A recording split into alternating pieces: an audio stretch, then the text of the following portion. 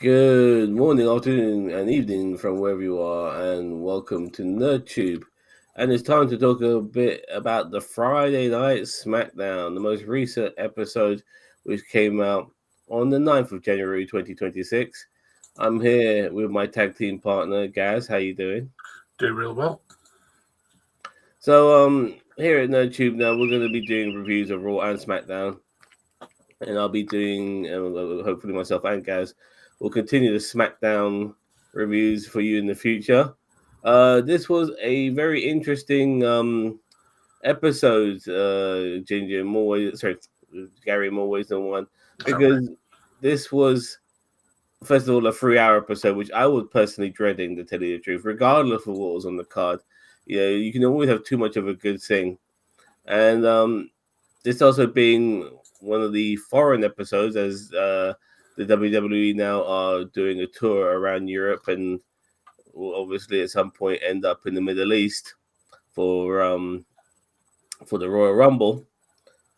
But they did have a massive match, a 3 stages of hell, which I'll be honest with you, kind of slipped my mind until it was explained how it operates.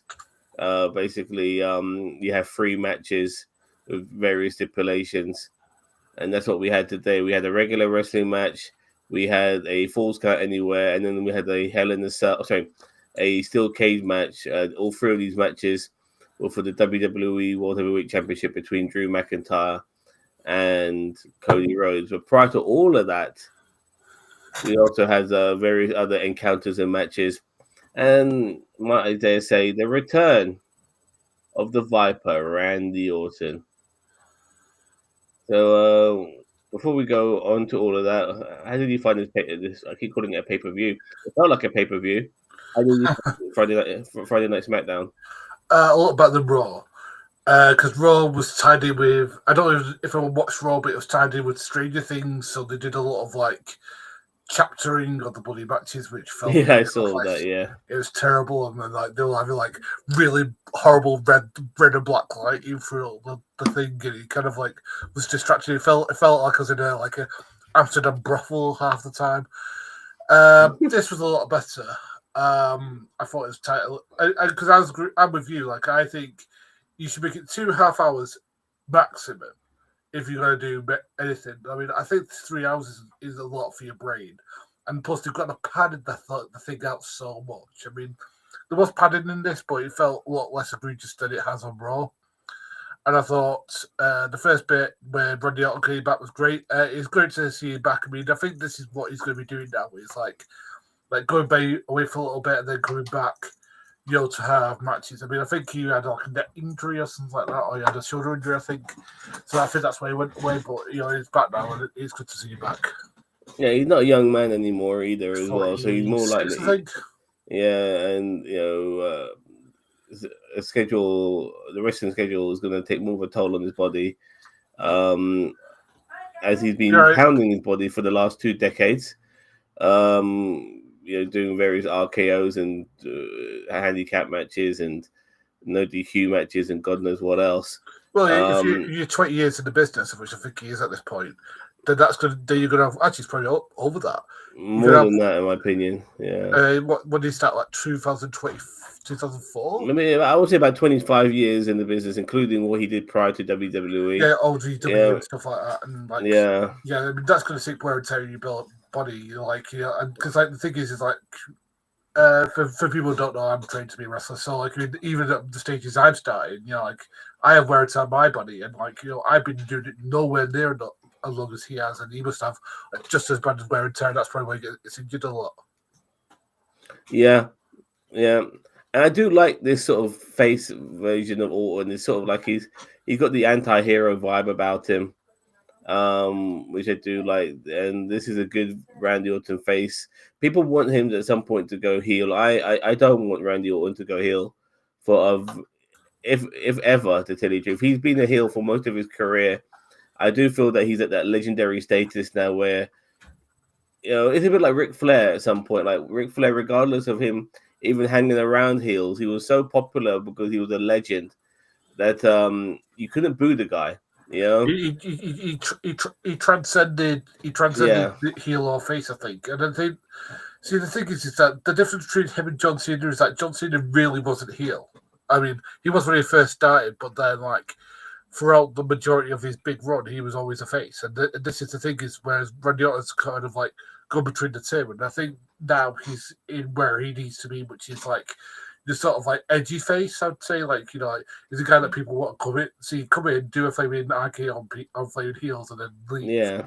Like kind of like Stone Cold Steve Austin, but just like he's a lot more quicker with the finish. But and I think that I'm glad he's back because now we can have like matches to elevate like younger heels, so like your Austin Theories, your you know, Chris Wallace, your people like that. The thing is, when it comes to that, I still want my wrestlers like him not to lay down for every person he fights. No, I don't. Then he would just lose that thing about him that would make him the aura about it that would make him then you end up being like the Miz, to tell you the truth. But regardless, he kicks off the show today, and before he even gets a chance to really say much, Trick Williams, who formerly of NXT, who's now looks like a SmackDown guy, comes in and interrupts him, and he's planting his flag, basically saying, "I'm here, you know, to make a name for myself." And I'll be honest with you, I had no idea about the chant. You know, what's the chant? Some push that trick, or was it? I just feel like with Trick Williams, I can't quite hear it because I used to think I thought they were saying "fuck that bitch." No. I realized I think maybe by like maybe something that what he says like, you know, hope that trick or something. Whoop that trick. Yeah, something like that. But I like Trick Williams. He's got kind of like a smarmy heel thing going on, which kind of works for his personality. Well, he gets to fight Ray Phoenix, and I thought this was a pretty decent match, actually. Yeah, I just don't like seeing Ray. Like they're doing this with too many of the luchadors now, where they're turning them into glorified jobbers. But regardless, Ray Phoenix. No, I disagree because what they can do is that they can elevate your young fellas, but also keep themselves looking fresh. Because the thing is, Ray Phoenix has a reputation and has heat, which is good. And I like, you know, I thought Trick Williams looked really good in this. I thought Ray Phoenix looked really good, and I thought it did what it needed to do, which is make Trick Williams look like a future star. I think that in a not so distant future, he'll be having a match with Carmelo Hayes for the United States Championship, which I've got to say, one of the things I will give WWE a big round of applause for is how much they've seemed to have elevated the United States Championship in the last year, because they went for Sami Zayn holding it and having those open championships to Dragunov doing it and having the open challenges. And I thought, oh god, open challenges they suck. But no, they've all been really good. I personally want them to calm down on it now, personally. But I'll get to Carmelo in a second. But Ray Phoenix did do the job on Trick Williams. How did you find the match? Really good. Thought both guys showed they hid their weaknesses and showed their strengths. What I call this the Paul Heyman school of wrestling, which is always the best school. And it did what it needed to do, which was elevate Trick Williams. Yeah, I don't know much about Trick Williams, but he's a great talent. But hopefully, I look forward to seeing a little bit more of him in the future. My parrot here is eating my computer. Yeah, okay, fair enough. I'm not going to mock the matches, but just give our opinions on it. Okay. Later on, we had a match between Julia and Alexa Bliss. Now, Charlotte Flair apparently has a cold or a flu, so she wasn't to be with her tag team partner. And we do see some moments backstage as well between Nia Jax and Bliss saying, you know, your tag team partner's leaving you behind because you're doing some solo stuff and all of that. But regardless, they didn't really get into Bliss's head. But Julia had to fight Alexa Bliss, and I'll be honest with you, I didn't know which way this was going to go. But then again, Bliss has been doing some jobbing. I thought Julia was gonna win it because she only just beat Chelsea Green for it. Yeah, I guess. But when it comes to the women's, you never know. Like they sometimes throw a curveball here and there just to be a bit unique. They're willing not to go by the rules as much. I thought maybe Alexa Bliss could win the US title, and then if she did come back, Charlotte that is, there'll be a tag team with one of them as US champion. But regardless, that never materialized. Julia won. What do you think of the match? Pretty solid. Wasn't spectacular. Both ladies are good talents, not great talents. They did what you needed to do, which was show how good Julia is.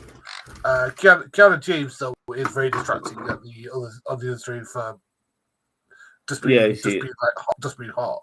But it didn't take away from the match, and I thought, all right, Kiana James is probably going to start wrestling soon because I've seen her wrestle a couple of times. She's okay. I'm not going to say she's great, but she's okay.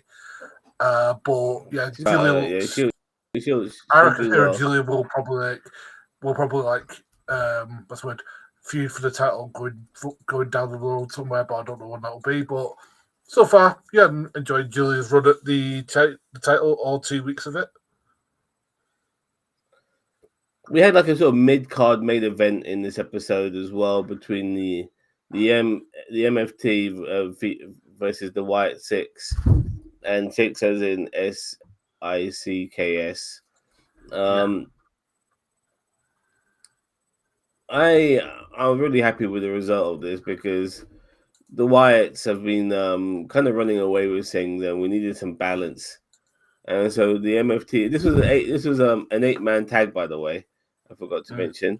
Yeah, I thought it was going to be a clusterfuck, and I was right. There was no exchange of titles, so the Wyatts do get to keep them, but they lost this particular battle. Yeah, you thought it was a clusterfuck? Yeah, it's a little bit of a clusterfuck. I mean, to be honest, like it's two teams that I want to be good, but somehow there's something about each of them that I don't like. Like I like. Sorry, I'm not going to call him JC Mateo. Fuck that. Jeff Cobb is great, right? Tamatonga is great. The other two could do less with, but like, I mean, but then I want the White Six to be good. What Solo? Nah, he's the smallest Mike. I hate that finish. But as a look, he's got a great look. I hate the White Six. I just don't like for whatever reason. And I should like them because they're following on from the legacy of Bray Wyatt. But like Bray Wyatt, I think they're going to look a bit too far into the creepy, spooky stuff, and rather than keeping it a little bit more grounded. If they went to where he was with the sort of like, well, can't hear you, mate. Can't hear you. Whilst he sorts out his mic, I know I can't hear you, mate. No.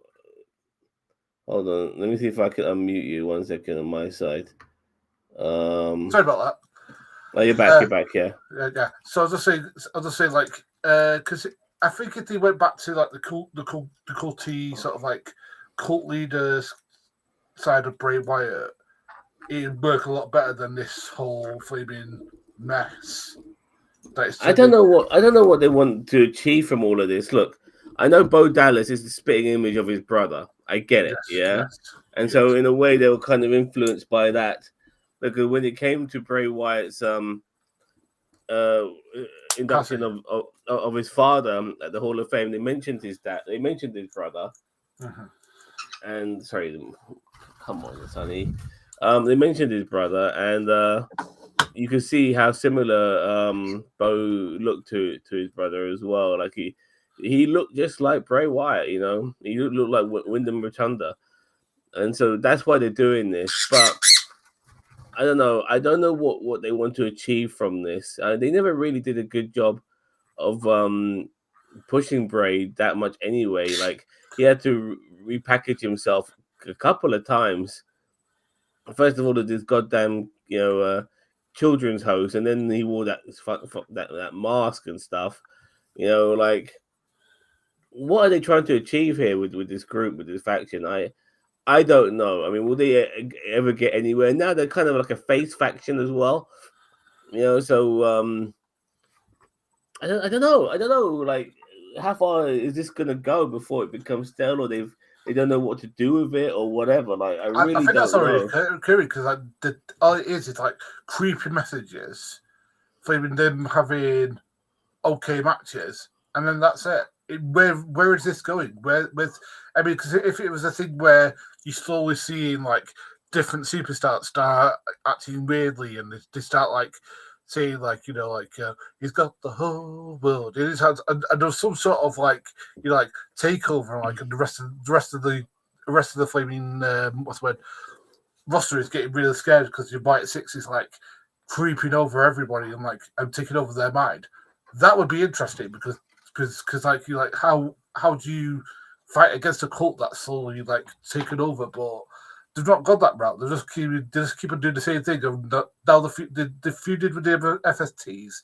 They feuded with the I tried to who else they feuded with. They've just feuded for the titles, and that's been it.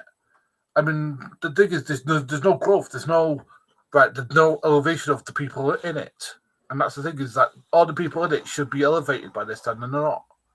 And that's what the infuriating aspect is. Like, if they started and ended every SmackDown with them taking over, that would be interesting because like how are people going to fight against this force because they're not actively fighting everybody; they're psychologically fighting you. But Yeah, I don't. I'm with you, Zam. I don't see where it's going. I really don't. yeah. Well, we have another newcomer, a female newcomer now, Jordan Grace. Jordan Grace. Sorry, Paul. I'm reading it how I see it. Yeah, that's she how it's comes called. in. She comes in and she has the first match against Alba Fire. And she flaming crushed her. Yeah, she did. Yeah, well, I wouldn't use with she's gonna squash, show. but she. Sorry. No, but she's showing off that physical dominance that she has. She's a very built lady. And they really want to make She's got her some muscles sort of on muscles on powerhouse. muscles. Yeah, and she can, she could at some point in the future she could be a good counterpart to Jade. As a strong physical female who can go up against Jade, and and I can see Jordan going as a heel at some point as well. She could easily do that role too. So yeah, the Walter Oyster at this moment in time, people like her, they will get. She's got good wrestling ability. She's got a good physical look about her. She'll go very far in this business, in my opinion. And by crushing Alba Fire, which I knew that was going to happen. By the way, you don't Alba Fire. No offense to her. I mean, she is just a bit part of a wrestler, unfortunately. And this is going to be. I mean, she's lucky that she's doing something because Chelsea Green's bodyguard. But other than that, if she's not doing that. Should not be doing much in the WWE. I mean, she might even be future endeavored. So she's lucky she's got that. But right now, when she's her other ability is also to elevate talent, and she did that with Jordan for sure. All right, now, was there any other promos before this, after, during this? I can't remember. Trick Williams had one, I think, from what I just read, but I can't recall it. Yeah, we already mentioned all of that, but just wanted to. I'm jumping into Carmelo Hayes now. Now, here's a guy, in my opinion, I really think could go very, very far in this business. Yes. I think he can with his talent, but with this current him gimmick, no. Yeah. Not I'm glad they're not doing too much of this him bollocks. I mean, you just really see it in the intro, but I think I think as a face, like the guy never really had a face change. He was a heel, but by hanging out with Miz and Miz double crossing him, he kind of became a baby face that way. But I do like him as a baby face. I think he's got excellent moves. He's got, he's very exciting, and I do feel, that he's got a lot to offer within this industry. I think he can talk on the mic. He's got a good look about him. I think there's a big future for this guy if they use him right. Obviously, if they use him well. I mean, he's got And there's a place for like small talented wrestlers like him who are not like humongous, like your Shawn Michaels, like your Bret Harts, like your Daniel Bryans, and all of these sort of guys. Even people like CM Punks and all of these guys who are not mammoth men. I can feel Carmelo Hayes. He could be that new addition to that style of wrestler. I like him a lot. I really want him to achieve a lot in this business. I really hope he does. But he got given the match against Shinsuke Nakamura. He's a veteran, and I feel sorry for Shinsuke because honestly, like they keep bringing this guy back, Gary, and they do nothing with him. Yeah, when they first brought him into the business, they made him win the Royal fucking Rumble. He made an event in WrestleMania, and he's been a mid carder ever since because obviously, he's got a strong Japanese accent. He guy can speak good English. It's not like he can't speak English, but they just don't think that he can cut the promos that well. And now he's just being a mid card guy who doesn't really do much. He's never going to be challenging for the title, and he's now jobbing to Carmelo Hayes.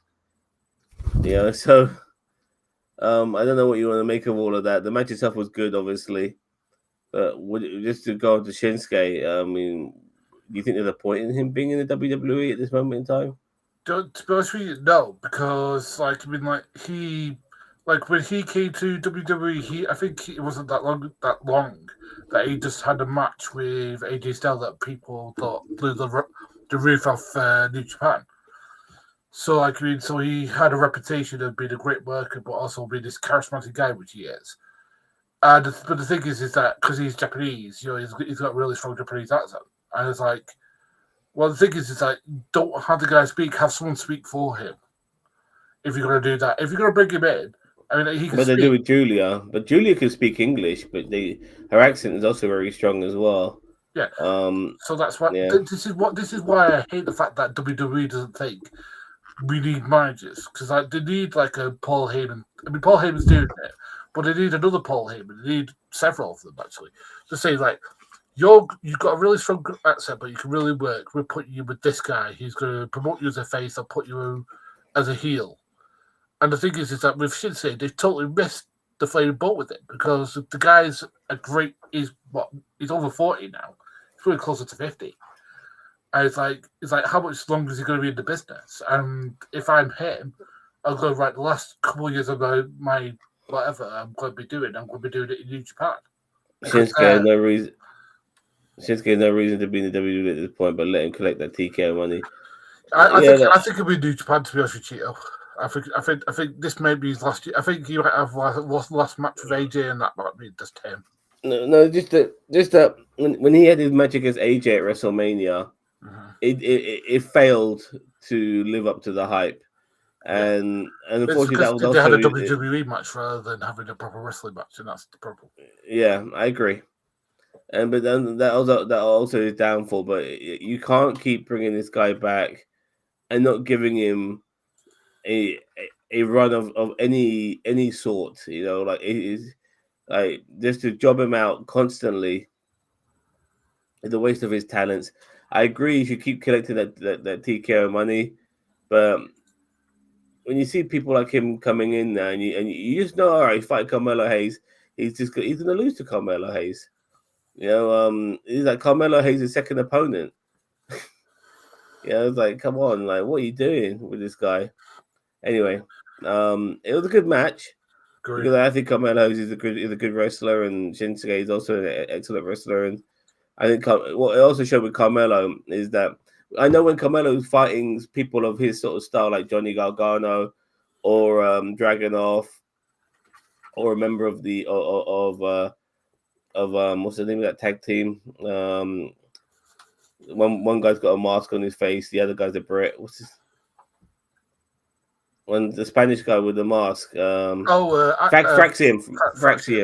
So when he's fighting I remember a Fraxium. He's fighting people of a similar stature to him, and those matches have been 5-star. I thoroughly enjoy those matches. But fighting Shinsuke, he's a different beast. He's a bigger man. you know, and all of that, and he still had a great match, It's not in that my bigger opinion. than Carmelo Hayes. I mean, I'm told than Flaming Shinsuke Nakamura. Yeah, well, I mean, Shinsuke looked bigger than Carmelo Hayes. You know, what I mean, he looked a bit wider and all of that. You know, he didn't look like the same sort of stature, but regardless, still a good match.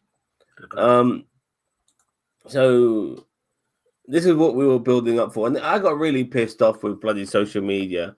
You can't even scroll through your phone whilst taking a shit without getting a fucking spoiler. And I got that spoiler of Drew McIntyre holding the belt in his hand, winning the championship, and that's obviously nothing new. I'm not spoiling anything. We're going to be reviewing this goddamn episode. We all know that Drew McIntyre won, but there's nothing worse than being spoiled that and not experiencing that moment watching SmackDown like I could have, but having to have it spoiled whilst I'm taking a shit. But regardless, this is the 3 stages of hell. This match was being in Berlin, and before we go on to this match, what do you think of the Berlin crowd? They're not as hot as they usually were, but they're pretty hot for this match. I mean, I've seen them hotter. I will say that. I don't know if it's Berlin or if it's other parts of Germany. Obviously, they don't like the French crowd, which are smoking hot. But regardless, they played a part. It was a decent crowd, in my opinion. No, it was a good crowd. It's just not as hot as it usually is. That's what I'm saying.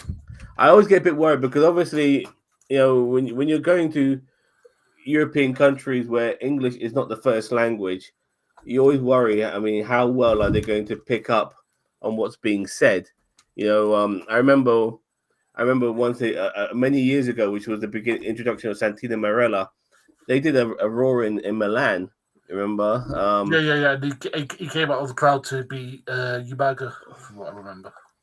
Yeah, gotta watch live in order not to get the spoiled. Yeah, definitely. But but I knew in Germany. I've been to Germany myself. So I know in Germany a lot of Germans they speak English. You know, and I guess wrestling fans in general speak English. But we also know that wrestling fans from other countries where English is not their first language, they do get their own commentators. Mm-hmm. You know, doing that sort of stuff. I don't know how if they prefer watching it in English or watching it in their own language. I don't know, but when they hear those promos, and there's always a lot of promos in wrestling, they're always going to be in English. So I'm pretty sure a lot of wrestling fans outside of UK and America and Australia speak English. Anyway, regardless of all of that, we get to our 3 stages of hell, and I'm a bit disappointed in the first match because, in my opinion, I think the first match shouldn't be just a boring bloody wrestling match, you know. But I think it did. I think it told a good story of like why Cody Rhodes has kind of made some mistakes into letting like McIntyre drag him into 2 matches where there are no rules. So like the whole point is that was part of the storytelling is that Drew tries to wrestle him properly, and then like Cody was getting up on him, and then the end happened, and then he like goes down and fall. I mean, like that is what's the word? Great storytelling in my personal book because that's the way that you tell a good story is like you have it. I mean, because like this storyline between Drew and Cody has been going on a while now. I mean, because you've had Drew, who's been like chasing Cody for the title as a heel, which usually it's the other way around. Usually it's the face chasing the heel, and the heel cavalier gets out of it. But this way, it's just been like Drew getting under the flaming. He's been relentless. He's been relentless on McIntyre. I mean, from the whole watch thing to flaming burn the picture of Dusty Rhodes to flaming like antagonizing him by saying Dusty's in hell and all this sort of stuff is like just proper like. I mean, he's got like full Roddy Piper. I'm going to be a total utter like evil bastard. I mean, there is no cool heel with Drew McIntyre. He just is. And both him and Piper were killed. So I guess it's good to have that comparison. Yeah, fair enough. Fair enough. Well, they went into the second match. And obviously, So the we first always match ends with a low blow. The referee goes down. Low blow. The gets a low blow. And the referee they take down the the ring post thing, the buckle. The referee goes to put it back on. Drew low blows him. Clay blows him. 1, 2, 3. That is a great heel finish. Because he cheated, but he hit him with a proper move. That's what you're supposed to do.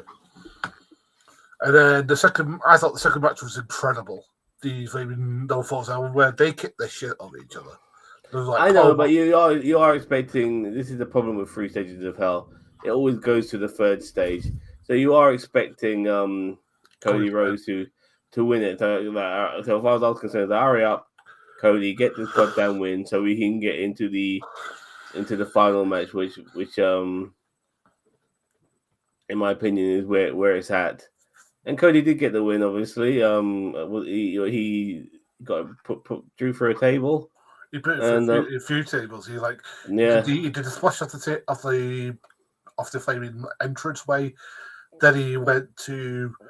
Then he did was it a crossroads through a flaming table, and then that's when he won. Oh yeah, he did the crossroads through the table, yeah. And then it was the cage match, which I always loved. I love the music of it coming down. That. Yeah. I wish one day they would just use the old school cage, the blue cage, but there must be a reason why they don't do that. I think it's because that cage was very unforgiving, from what I've heard about it. Yeah, I guess when you're getting thrown into chain metal, it's a lot easier. It bounces off than metal bars, I guess. So yeah, because those bars were actual metal. These ones are a lot more. You could climb them, but there's a lot more less difficult to take as a bump. Yeah. So, but I thought it's a pretty good cage match. Pretty good storytelling match. We thought Cody was going through that cutter off the flaming top of the cage was amazing. I thought that was great. I thought that was great. I thought Drew doing some of this, doing the heel steals, like raking his face, like stomping on him, stuff like that was great. And then the end. Well, we won't go to the end yet. But what did you think of the end, the middle? I thought this match was pretty good. Yeah, it was a good match. I like that little slugfest they had on the top of the cage. And when one person punches him and the other person punches back, ooh ah, and all that nonsense. And the crowd was really into it as well. It was like these guys. They really made an effort. Like when it came to giving the crowd something really special.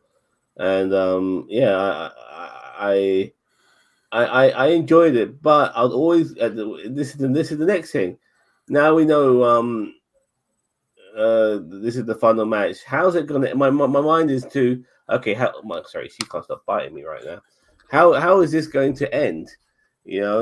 And boy, did we get that. Now this for me is going to the well one too many times, Gary. I don't know how you feel, but we had it in the past, way back, with Becky Lynch being this mystery person who helped out her husband when she needed it because everyone else seemed to be unavailable. But no, there was still one more person in the vision, and it's his wife.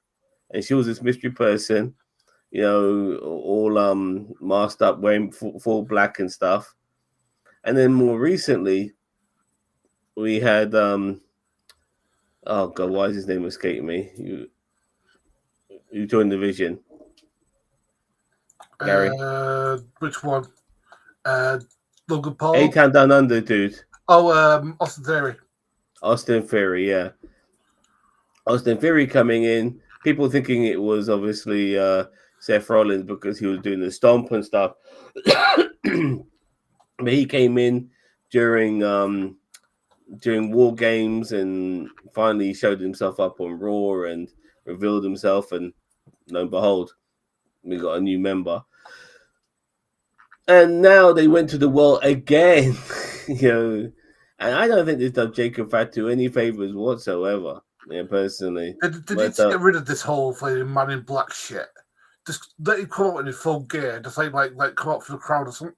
Even if he's in street gear, like let him come out for the crowd, like start beating on flame, like maybe like the what's the word, the bodyguards try and tackle him or something like that, and he just pushes him off and just comes in. That would be more interesting than this whole man in black shit. I just feel that, my God, is the creative, that has that lack of creativity when it comes to yes. This is what the fourth person who did it with. So they did it with Bron Breakker. They did it with Becky Lynch. They did it with. They did it with Bron Breakker. Yeah, they did it with Bron Breakker. I forgot. Yeah, They did it with Becky Lynch. They did it with Fabian Austin Theory, and then now they're doing it with. Is this like the wardrobe of choice if you're coming back as a surprise? Like you just get black hood, black mask, black flaming everything, black hoodie. You know what I mean?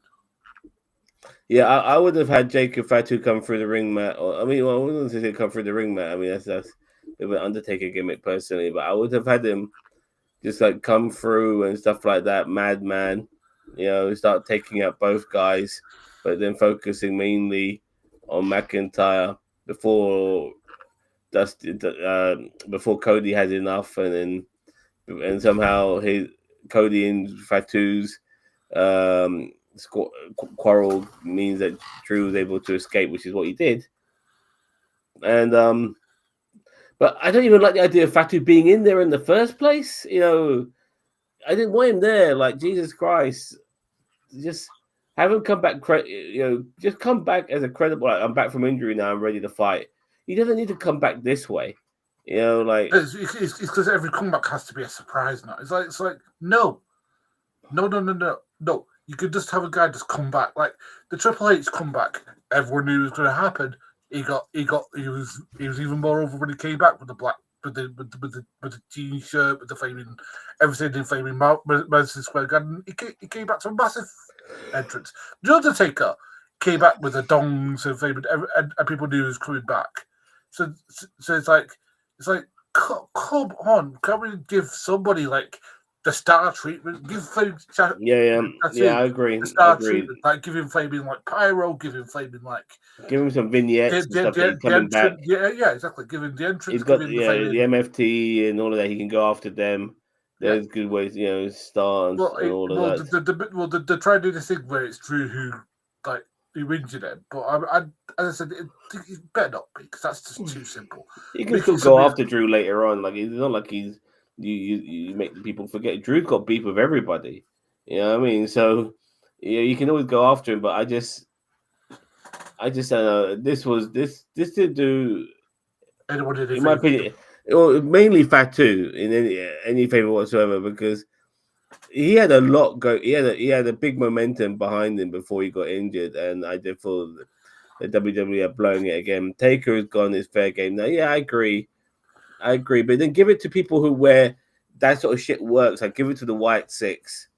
You know what I mean? That under the mat and all that sort of thing. It works with those sort of guys. I mean, we've got Royal Rumble coming up.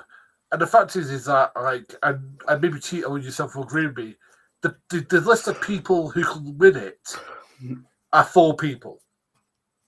For the men's side, if I'm being generous. For the women's side, I can name about 8. So the people who can win it from the men's side are the following: Gunther, Jey Uso, if they want to go down that line again, pretty well, but he could win it again because he won it last year. Cody Rhodes could win it. Orton could win it. The fact that I'm struggling to name people. No, the Rumble's like this, yeah. The Rumble is pretty much okay. Some years we're gonna have somebody new so we can elevate them, like they did with Jey Uso, like they did with Drew McIntyre. You win it, you get elevated. And other times they'll have somebody who needs, and even to a degree, Cody Rhodes when he first came back, it elevated him. But sometimes people who have already got stature need also a Royal Rumble win behind them as well. So if you already got stature, then you might get it. I personally don't want Cody Rhodes to win it again. I think that would not go down well, in my opinion. I really don't think that would go down well at all. Jey Uso's had his shot. I don't think he's winning anytime soon. Gunter, definitely a good choice. He came close the last time round against Rhodes a few years ago when it was number 1 versus number 30. He would be a good choice. I don't think this year will be the year of somebody who could do with elevation. I do think it's somebody who's already reasonably elevated who could just do the Rumble win like a Gunter. Well, if it's up to me, it'd be Dragunov, or it'd be like LA Knight, or it'd be something like that. Just like, because yeah. I mean, Dragunov's proven himself. The fact is that run with the US title proved how good that guy is. I mean, I know how good that guy is. I want LA Knight to return and win the Rumble. I don't mind Dragunov either, but I think it's too soon for him to win it. I think he needs to reestablish himself for a little while within the industry again before he can earn that opportunity to win it. But do you mean have like a few an upper card feud? You mean? No, just like have a year in the business, a whole 12 months, no injury in the business. But he's got to stop feuding with like guys of his stature. He needs to feud with some of the bigger men as well. He needs to have a feud with the odd feud here and there with a main eventer. Mm-hmm. And if he does that, then yeah, he can win it. But yeah, I would love LA Knight to win it. I could see him coming back number 30, walking in there, winning it. It's a bit hard to tell at this moment in time as we haven't built up to it yet, but it's really hard to say at this moment in time. I really don't want Rhodes to win it. I'm hoping Rhodes will take some time off, maybe do some more reshoots on Street Fighter, which is what he might need to be doing, which is why he lost the belt. Who knows? When people like him lose the belt, I always think to myself, it's because he needs to do reshoots on Street Fighter or some shit like that. Or when he was out for 5 weeks. When he was out for 5 weeks, it was because he was filming Street Fighter. So there's all manners of things. But yeah, I can't tell. I need to watch more Raws. But Braun Breaker could win it.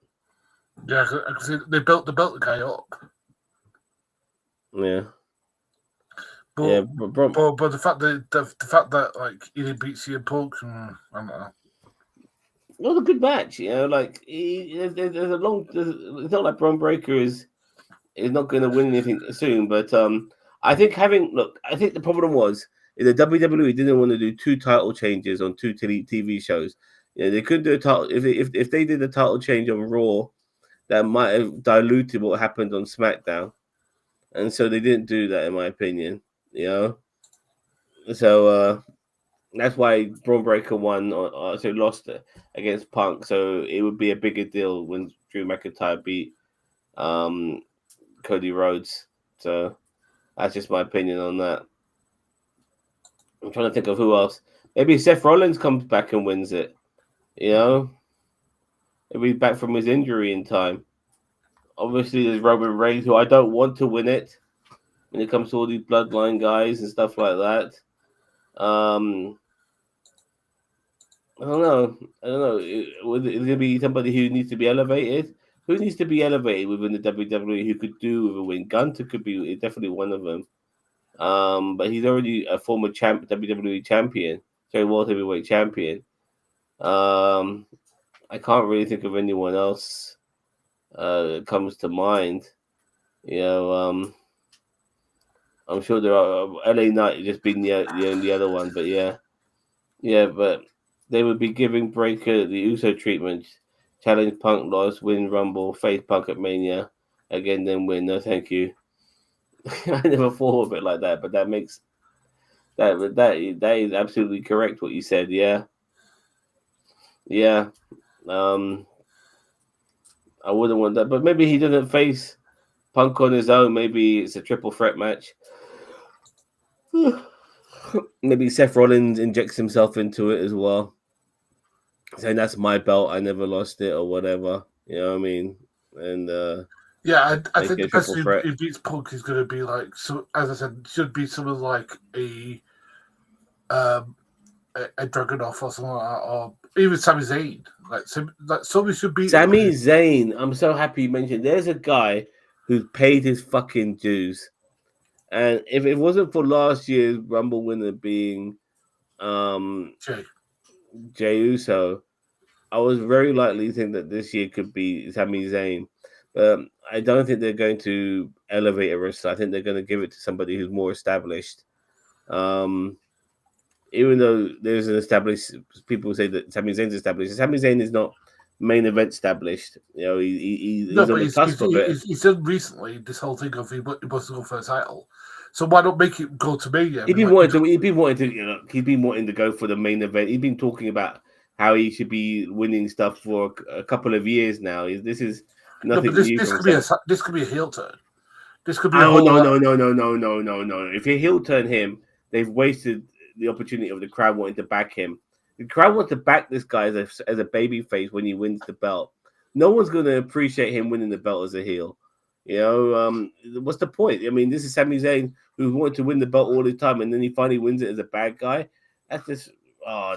I don't. Sami Zayn needs to stay a baby face. He's too popular. You only turn people heel if they're not working as a baby face, or if they need that change. Sami Zayn doesn't Or need they that need change. that freshening up. And I'm saying, like, Yeah, the guy's been a heel since he started with the company, which has been what 20. And has he really had a heel run? Not that I can think of. no, he's had his heel runs and stuff like that, but I just think he's very much over with the fans. People love him. People want to see him achieve. Ever since he became part of the bloodline, you know, I think he's very fresh as a baby face. And some people, in my opinion, like your Rey Mysterio and stuff like that, have just got the it factor for being a baby face. And I think Sami Zayn is one of them. You know, and I think just to make him a heel for the sake of making him a heel would really kill his momentum to achieve something as a babyface. Yeah, I have no problem with him being a heel if he's already achieved stuff as a babyface. But as he hasn't achieved anything as a babyface, and that when he finally wins something, it will be such a big deal. I think That's what I'm you'd be saying. killing Like, it. you now have him go on a winning streak. I say now to Rumble, have him go on a winning streak. You have him beat everybody that he's in the ring with. And that's what that, because then people will think, oh, is it time? You have him finally do it, and then boom, maybe like he goes against a very Drew McIntyre. He like tells him like does the same thing that Gunther did to so saying, I would buy that. By the way, I would Drew McIntyre versus Sami Zayn for the WWE title at WrestleMania. Might not necessarily sound like the biggest deal in the world, but I'm all in for that. That's what WrestleMania is all about for me. That's about achieving your goals, you know, and all of that. Plus, have they really wrestled? I can't think of a match they've had. No, not really. Exactly. I mean, so and it's going to be something fresh, something new, and plus those two could work well together because you got Drew McIntyre, the guy who's this like uber over like super, I think like old school baby heel, and then you got flaming Sami Zayn, this super over like baby face that people love. Boom! It writes itself. You don't make. I for me, and plus, Sami Zayn winning in Riyadh would be a big deal in my opinion. If there's anybody, I thought about that. That would be massive. You know, they love him out there, so I think that would be that would work a treat. So anyway, all right. You gonna rate today's episode? Out of 10, I'll give it a. Do you know what? Because of the last match was really good. I'll give it a 7. Yeah. Okay. Yeah. I'm sure they've had several matches, but doesn't mean I think there's been enough of a gap that they could have one at Mania. You know. Yeah. But yeah, I'm gonna give this also a 7. It was enjoyable, and like I said, it felt like a pay-per-view, even though it wasn't. But that's also to do with the fact that they're making the show 3 hours now, and I think the foreign crowds help as well. Like when you have a wrestling show outside of the United States, it does feel a little bit special. So, and by the way, next week, Friday Night SmackDown is here, baby, in London, England. So, yeah, I mean, and plus Zam and Ginger won't be going to that because he'll cost an arm and bloody leg. yeah, fuck that. Like, fuck am I going to that shit? You know what I mean? I wouldn't pay for it. I'll watch it though. Thank God it'll be at a time that'll be reasonable. You know what I mean? So I'm all up for that. All right. Sevens from both myself and thingy from Gary. If you have enough time, Cheetah, how do you feel about this episode? What will you give it out of 10? It's crazy. Me, myself and Cheetah stopped watching wrestling for a while, but I think it being back on Netflix and Vince McMahon being out of the picture has made enough of a change for us to get invested again. Don't get me wrong; things are still, what you expect wrestling to be at times, but you do get some twists and turns that you probably wouldn't expect in the Vince McMahon era either, unless somebody had failed a drug test. Oh, that's why they're losing their match on Raw. But no, I don't think that was the case with Cody Rhodes. They needed to freshen things up, I feel, and Drew McIntyre winning it, like the guy paid his dues. He needs to have a decent run with the championship as a heel, and I'm happy for him. All right, whilst I don't know if Cheeto's going to be giving us his mark out of 10 or not. Oh, he has. I didn't watch it, just the highlights, but from what I saw, 7 out of 10 is good. Fair enough. So 777s all the way, baby. Mm-hmm. All right, don't forget to like, share, subscribe to NerdTube, the greatest social media channel you never heard of. Let us know how you feel about myself and Gary reviewing SmackDown. If there's any sort of advice you'd like to give us regarding our review style, I would very much appreciate that. Thank you, Cheeto, for joining us in the comments. Everyone else out there, take care. Bye-bye, and we'll see you.